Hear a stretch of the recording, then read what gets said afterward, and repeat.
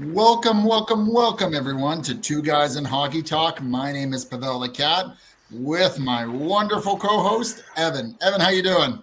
Hey, I'm doing really good. And again, you're still calling me wonderful. So obviously, our conflict has been resolvable, at least. Hey, man, it's been an interesting week in the world of hockey. Yes. Everything you can think of from every level of hockey, every area of hockey, development, whether you're talking about coaching, managers, every league in the world. It is insane the stuff out there. But very important that I do say that, just so you know, if you're following with us tonight, we have a jam-packed show. We're going to just let you know how you can follow us here in a moment. But we do have a guest on tonight. We forgot to advertise it last week because, man, I've been dropping the puck, not dropping the ball. This is a hockey show. I've been dropping the puck lately and trying to be on top. And our guest was good to remind me that he is on the show. Usually I'm the one chasing the guys down. So I'm looking forward to this interview. I think we're just building up our repertoire where people are coming to us, so we appreciate it. But we are here every Wednesday night at 7 p.m. Mountain Standard Time. We are on X. You can find Revan at RevanEv or myself at Hockey_2. We are on Twitter, on YouTube, as well as Facebook. Go check us out. We love it when you subscribe and share and talk with us. All right, Evan, let's get to it without further ado. Tonight's guest headliner. Guest headliner, brought to you by JR Web Design. Is your website stuck in the Stone Age? Well, you need JR Web Designs. They'll craft you a website that's as awesome as our show. Well, guys, tonight we want to welcome Trevor Neufeld. You can follow him on Calgary Flames coverage of the Hockey Hot Stove, as well as I met him on X, by the way.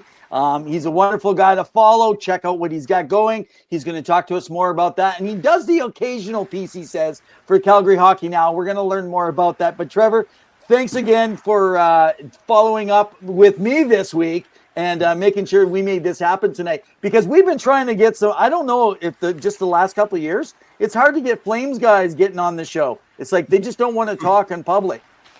I don't blame them. Thanks for having me on, guys. We appreciate you coming on. So let's get down to business. So we knew Calgary was in kind of a retool rebuild mode. And there was kind of a dichotomy because last year they just barely made the playoffs by just a few points. Dustin Wolf had a crazy great year. So, of course, he gets his contract extension in the offseason. Looks like they have their goalie of the future. And he had a 910 save percentage despite a -13 differential. But right now they are 2-8-2. And one of the first wins was the first win against the Edmonton Oilers in that Battle of Alberta. Ooh. What can you kind of talk about this year, the expectation, what's going on behind the scenes, and what should Calgary Flames and the rest of the NHL expect? Well, in terms of expectations, I think you probably would expect them to get a little bit better than last place. I think they're a better team than, just 3 wins, just couple points on top of that. So I think that they had a really rough start. That had the schedule just stacked up in a certain way. They started with the back-to-back, then they played St. Louis, who's 8-0 against them in the last 3 years. So the whole Huska era, they haven't beat St. Louis. So it's it started like that, and it just kind of carried on. And now it's kind of gotten weird because now tonight is the silver stick game for Nazem Kadri, and it feels like they've put this game on a pedestal. So I expect more drama to come because, I don't think a Canadian market like Calgary really is chill about being in last place, even though a lot of people want that. I don't know. Dichotomy is a great word for it. That's great. And we'll let Evan ask the next question, but it seems like Lost Trucker, who's joining in from us, is saying that she expects them, the Calgary Flames, to win the 2026 draft lottery. I'm sure that would excite a lot of fans, especially with the new arena. But go ahead, Evan. Yeah, no, and what did she just say? I saw she had another. They expect to win the next year's draft. No, didn't she say something else too? I just thought. Cool. Something about the new arena. So we don't have any specific questions we were going to ask on that here, but if make sure that you hang on to that if anything comes up. But anyway, let me get to my next second question, because it worked around what we talked about with Dustin Wolf. So, for example, starting 12 of 14 games, he carries this 3.63. He's got an 8.81, which is not Dustin Wolf. Now, of course, the team has these defensive woes that they're already kind of struggling through. Now, backup Devin Cooley, he's got 2 appearances. He has a .933 save percentage. And he had that great shootout gem, of course, against Ottawa. Now, why are they overworking Dustin Wolf already when Cooley could ease the load and kind of keep Wolf more fresh? I mean, it's not like they're going to win the cup this year. What are your thoughts on this? I think Huska really wants a few wins in a row. I think he runs into that situation heading into games, and he's, we need this 2 points. We can't keep losing. We got to turn it a bit. We need Dustin to steal a game, but it's adding up. We aren't seeing the same Dustin Wolf in some of these games. He's, he might hold it up in the first, but he's gassed. And I don't know, there's the odd sequence where it kind of looks like he's recovering from something. He's down for a minute. The Flames don't push back a lot when they have guys crash in the net. They're, I got Joel Hanley just taking a beating. They could use some size. And they at least called up Yan Kuznetsov tonight. He's 6'4". He skates like a deer, as Brian Burke would say, and he hits. So that might be a step in the right direction. But what happens to a deer, with Brian's analogy? What happens to a deer when he sees headlights? Oh, when he hits a truck. We'll find out, I guess, tonight. The game starts around 8. So speaking of Ryan Huska, he just gets his extension. It looked like a good move on Craig Conroy's part. Now, I know fans of the Flames Nation, amongst people who follow the team, aren't very happy. They've seen some kind of interesting calls being made, like scratching Conazari, even though he's one of their better goal scorers. What do you make of him being kind of in that role? Is he the right guy to kind of get him out of this funk? Or is this something that will have to be readdressed maybe in the offseason next year? I think he's the right guy, because he started out as a developmental coach in the AHL. Well, I guess prior to that, he was in the dub. But once he take the next step, he was a developmental coach for years with, the Axar Ben Knights and, all of our AHL affiliates. He knows what he's doing with developing these guys. But with Zari, he's playing like he's just overthinking it a bit. He looks just like the Tasmanian devil out there. He's falling over constantly. His falling over per 60 is very high. It's probably around the top of the league. And I think the real conversation that people are just boiling about is Zayne Parekh. Okay. And why isn't he in the lineup? He's not in the lineup tonight.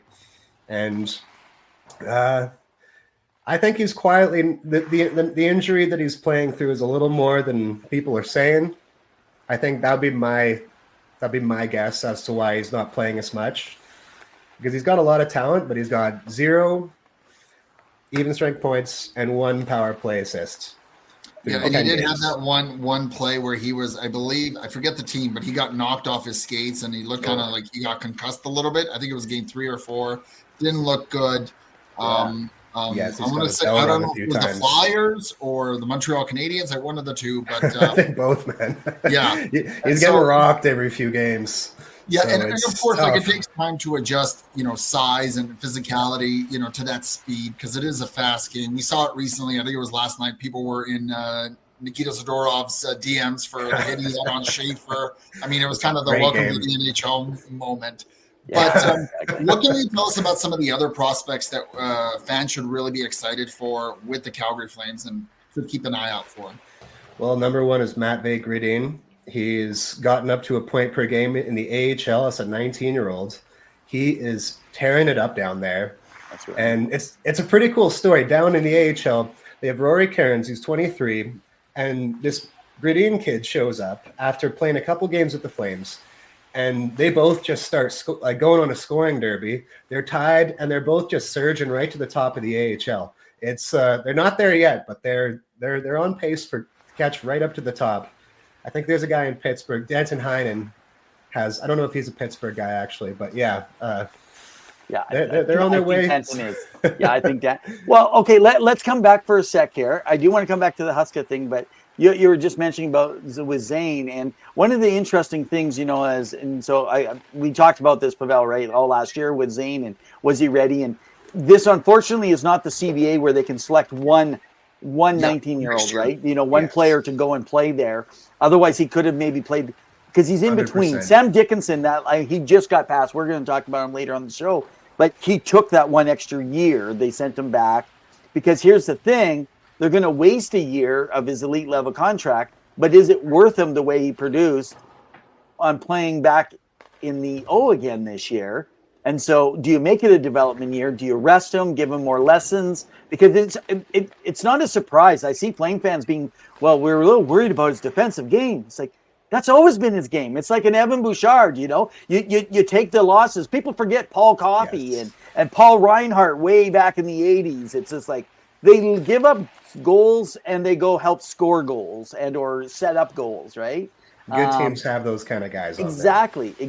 So with their development, I mean, obviously it's some great, but here's a question, and maybe you can tie in that question right now that Zill was asking on our Lost Trucker there about the arena and give us some update. So with the newest changes, okay, that we're seeing in the start of the season. Now, we know he signed for 2 years. It's minimum 2 years for you're going to make those playoffs. I felt last year was an outlier. Wolf literally gave them 16 points, 8 games. I mean, easily last year. But also people, remember, Pavel, we talked about this. I always tell people, when you're a new goalie, people don't know you as well. Now it's like being a contender. They know you're a serious goalie, so you're going to get the best out of everybody, right? Yeah, just like Sheilog's in Vancouver, and now he's in Pittsburgh, of course, but he came out of nowhere to help them to reach that Game 7 with Edmonton a couple of years back. Sorry. Yeah, well, and no, you're right. Fan. Yeah. So, okay, so saying that, by the time the new arena is built, do you think Huska will take them into the new arena, or do you think at that time they make a change unless he's doing something phenomenal? And then tell us a little bit about the arena before we go into our next questions. I think that's a good question. I think that if the core of the veterans are still kind of sticking around, I think Huska will have a better chance, because I think that he kind of doesn't need to be like kicking garbage cans over, because he has a lot of accountability in the room. So I think if they don't completely dismantle, then I think Huska has a better chance of sticking around. But if they start selling guys off, and it could really snowball, and maybe Huska's not the right voice for that team if it's kind of a new team that's all learning new lessons and there's not much authority beyond just him. Okay, and the new arena, what do you know? How's it going? What could you give fans an update about, so that maybe are not close or know a lot of the details that all Flame fans might know? Shovels are in the ground. Yeah, it's popping up in a couple of years from now, and it's going to be pretty sweet. The Saddle Dome is great, and it's shaped like a saddle, so that's like hard to undersell how cool that is. And there's a lot of memories in there that are very cool. But the acoustics, they just Edmonton just blows Calgary out of the water in terms of how loud the crowd is, because the arena is designed to just pump that noise back down. And I feel like that actually definitely affected the series that those two teams played each other. It seemed like they were just getting hammered with noise, whereas it seemed kind of quiet compared, even when the crowd was going nuts. So 100%. Yeah, I think that's going to be a big turn. It's in a couple of years, and I'm looking forward to it. Get a $15 beer by then. It'll be fine. 15 will be cheap for that point. Exactly. We'll expect a 2027, 2028 arena opening. Is that kind of the plan? I believe that's the case. Ryan Pike really follows that stuff really closely. I'd refer to him on it. But I'm looking forward to the new arena, and that's going to be a lot of fun. Awesome. Well, speaking of current players, you mentioned Nazem Kadri, and he's a Stanley Cup winner. He's had great success. He's typically a second line center, although he's had to play more usual in this season. But do you see now, past the 1,000-game mark, that he potentially could be moved, given how many teams are in need of a 2C on their team, and he would fit that mold? Veteran, can battle. You hate to play against him. Plays in the boards, makes plays. And he's a Stanley Cup champion. He's got the pedigree for it. Do you see him being moved by Craig Conroy? If they keep losing, I think they're going to move him. He's got 6 points in his last 6 games, so he's holding up his end of the bargain. And Silver Stick Night's coming up, so I think he's going to get a couple more tonight. But if they sell him off, it's kind of in the air, because I know Frank Saravalli went on the air today and said, Conroy's not really fully sold somehow still when it's 3-9-2. He's not really sold still, which probably means management isn't or ownership isn't sold. But I think the green light is coming up pretty soon. I think a couple more losses here. They had kind of an easy stretch, but that's kind of turned now because Columbus doesn't look like an easy game anymore. I think a couple more losses does it. Okay. Interesting. Now, do you think that he would fetch a first-round pick, maybe conditional, or do you think that would be too steep a price given his contract right now? So I dug through that a couple days ago for a piece on the hot stove, and I was looking through precedent. What centers have been traded? There's kind of a Goldilocks situation. There's JT Miller. He's younger. He wanted to trade. That doesn't really fit. And so I went through all these. The closest I could get was Thomas Hertl. So he was, 5 years younger, but, there's retention on his salary, which was 6 more years. And that's about as complicated as it can get. So it ended up being 2 late firsts is what came back for Thomas Hertl, who has a bit of an injury history, blah, blah, blah. There's a lot to be said, but that would be I would expect close to the return that Kadri would get. Now, whether they move down and get a better pick because they lose Kadri, then are you thinking that if the trade, again, we're speculating. We know that there's been discussion, but no teams have been really mentioned other than maybe no trades and stuff. So the question here would be, they would retain some and then get at least a first-round draft pick? Oh, is that what you're thinking? Or it better be. I'll say that. I think. Well, how many? I haven't checked. How many years are left in his contract? I think it's 4. I believe it's 4 more years here. And what's his salary? $7 million. Yeah. Well, at the new prices, $7 million means absolutely nothing now. Oh, it's nothing now. It's 2C money. Yeah. It started at 1C money. That gets you a third-line player now. Yeah. Without a doubt. Okay. Makes sense. Well, speaking of some other moves, 2 I wanted to kind of pick your brain on is first Rasmus Andersson. There was so much chatter last season about him moving. I know Brad Treliving took a look, but he looks at everything. Of course, in Toronto, that familiarity, history, and of course, having a right shot defenseman there in Toronto, very needed. Although they have a plethora right now, -10. But also him. And I wanted to get your thoughts with the Olympics coming up. Do you think Mackenzie Weegar has a chance to potentially be invited to camp? Given that he did miss the 4 Nations, but he was up there with a lot of people's picks as being someone who should go. And again, barring injury or everything, do you think he makes that? So that's kind of a 2-parter there. Mackenzie Weegar needs to pick it up. He's a statistical mess, but he's taken the worst minutes on a team that's they're all kind of screwing up in their own ways, taking turns screwing up, and Weegar is eating the worst end of it. Him and Matthew Coronado are on pace for about -82. So, yeah, Weegar's going to have to pick it up real hard, real soon. But he's good enough. He's a great defenseman, but not so far. He hasn't shown it. Okay. And for Rasmus Andersson, do you think he moves, or are like the rumors now with Vegas true? Because I know they're in on everyone as well, or Toronto, or do you see him just kind of staying put? I think he almost went to LA this summer, and then he said he wouldn't sign in Vegas, so that was shot down. And Backlund says it's inevitable he's getting traded, and everybody's like, "Yeah, it's inevitable," and now it's just awkward. So he's playing great, so it's fine. Correct me, Trevor. So did you say that in Vegas he wouldn't sign, or in Los Angeles?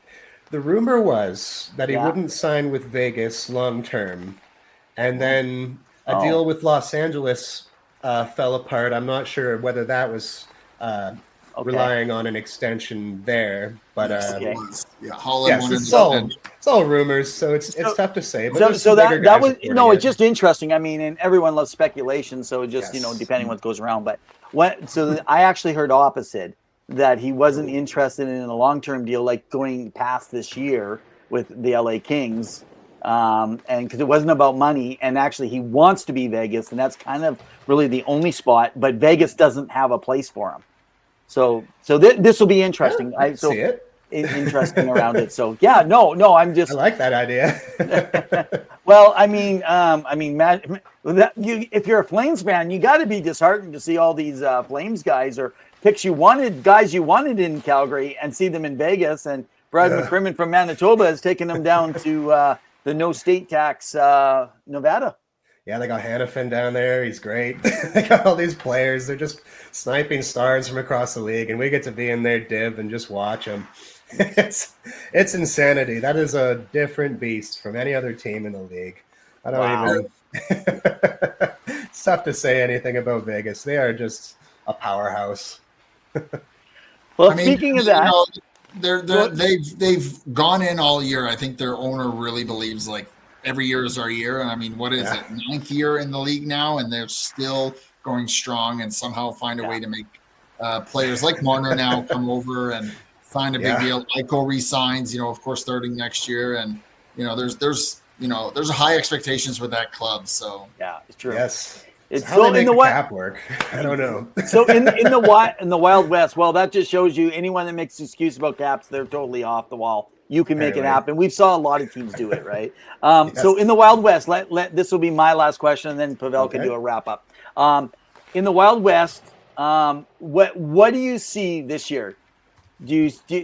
I'm considering this quite open per se, all the way through to the wild card. Who's your dark horse for the Pacific surprise this year? Is it the Flames mounting a wolf-led charge, or is it going to be another team that you see up and coming this season that could be a surprise for everyone? Well, I think a few surprises have happened already. So we got Minnesota and St. Louis are right near the bottom with the Flames. So if that's a surprise already, I could see one of those two teams surprising again and finding their way back into the race. So that would be my bet for a surprise. But there's also Utah, which is a very strange team. They're boring until they're not. And they're playing very structured hockey, but they seem to just pull off like an elite level play at some point during this very boring game. No offense, Utah Mammoth fans, but I keep trying to watch and I'm like, when's the goal coming? And then I blink and there's the goal. And they have a great record. So maybe it's Utah and maybe it's either Minnesota or St. Louis pulling out of the dirt and finding a way. I'm not sure the Flames have it this year. That start, they just got kicked in the shin too hard. I'm choosing shin. But yeah, I'd say the Flames aren't the team, but Minnesota or St. Louis are the team that are going to pull out of this mess. That's fair. I mean, St. Louis, you look at Jordan Bennington as the starting potential goalie. I know tonight has been bad, but Doug Armstrong being part of Team Canada, so most likely that's his guy. I guess I wanted to ask is there any other storylines you're kind of watching from around the league this year that's kind of interesting you, or just something that people should be following? Well, I mean, Florida's in last place in the East right now. So that's something. They're only in last place by a single point, and they're like 2 points out of a playoff spot, but they're last place in the East. And I looked it up at this point in last year, they were in first place in the East. So I don't know. I'd like to see what Florida does. I know it's kind of, everybody's watching Florida now, but this is a different season. They got a different beast on their hands this year. I believe that the moment they lost Barkov in that freak accident in the drill, that was a big loss for them. I'm not saying they can't come back from it, but him being out, that right there, I mean, the way he plays, next to Bergeron, he's the next Selke man up, right? I always thought that they needed him. And Matthew Tkachuk, of course, impactful player, but he's also out for 2 months. Yeah. But really, another year of Bob being 37, contract year. I worry that it's going to be it's always hard to three-peat, right? Mm-hmm. And they've already been to 3 Cup finals, so let's not forget that they did go the first year versus Vegas. But I can thank the Flames for that one. Yeah. Oh, exactly, right? It's just it's been tough. I had one pro scout that's gone through the exact same injury say that bank on it, he'll be back in the last month or so. I think Barkov is back, but the question is, can they manage, and will Tkachuk get back in time, or will that injury take longer to heal? But I mean, guys like Anton have really stepped up though too. in spite of it. But I mean, hey guys, where's Bennett? Like you're going to Team Canada. I can't. Like I think he's lost his place right now on that place. Now we're speaking my language. Where's Bennett? I've heard that before. That's so awesome. All right, Trevor. Well, it's been a fun, dandy one. Thanks so much, you guys. We've had Trevor Neufeld. You can follow him over on X. You can check out all of his information. We have everything listed below. Maybe tell people what is, just before you go here, you write occasionally at Calgary Hockey Now, and what is the Hockey Hot Stove in the Calgary Flames, and what is it that you're doing so that they can have a better idea who you are and where they can go follow? Okay, the primary source of my material coming out right now is the Hockey Hot Stove. It's an upstart little outlet right now that just started up. It's growing pretty quickly, so it's worth checking in. The best part about that site is you can go in and you'll genuinely catch up on any team. That's awesome. Yes, like so many websites, you'll stop in, you'll get a great story about some player, some team, but to catch up fully with a team, stop at the Hot Stove. Won't be disappointed. Awesome. That's Got great. it. Well, Trevor Neufeld on Twitter. For sure, yeah. So people make sure you go check Trevor out on Twitter/X. Evan calls it X. I call it Twitter because I like Twitter. For me. But we appreciate you taking the time. We know you're a busy guy, so thank you so much for taking the time. We hope to have you back on the show again in the near future. Sounds good. Awesome, man. Keep your stick on the ice. Oh, I'll try. Guest headliner, brought to you by JR Web Design. Is your website stuck in the Stone Age? Well, you need JR Web Designs. They'll craft you a